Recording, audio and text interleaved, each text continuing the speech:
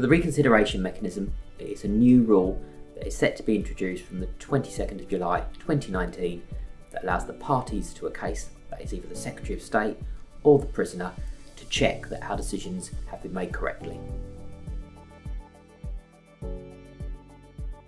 So the Parole Board make very difficult decisions. We make 25,000 decisions each year, and it's important that we get those decisions right. This mechanism provides an opportunity for the public and indeed other parties to be assured that we are making the right decisions in those cases. So under the new mechanism, either the Secretary of State or the prisoner can apply to the Parole Board within 21 days of the decision being issued to ask that a decision be reconsidered.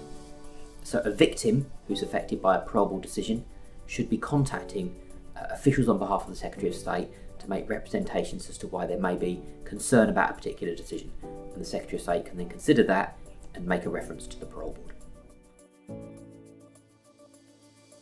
So the reconsideration only applies to people serving sentences which are eligible for a parole review. It includes all cases other than those who are recalled on a determinate sentence. So as soon as the Parole Board receives an application for reconsideration, a member of staff on the new team will gather the necessary information and then pass that information to a judicial member of the Parole Board who will consider whether the threshold of reconsideration is met in that case. The grounds for reconsideration will be the same as grounds for judicial review of a parole decision in the High Court.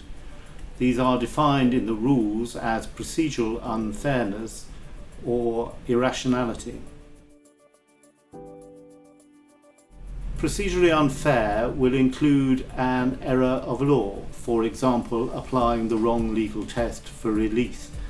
It will also include procedural unfairness, which means that the prisoner hasn't had a fair hearing. For example, the prisoner not being told all the information on which the Parole Board makes its decision.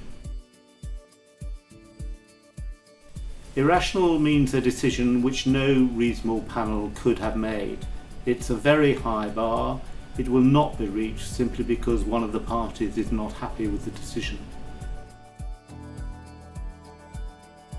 If the conclusion is reached that the hearing was procedurally unfair or the decision was irrational, then the reconsideration panel may refer the matter back for a further parole hearing. If the reconsideration application is rejected, then the original decision will stand. In either case, written reasons will be given to the parties within a short period of time.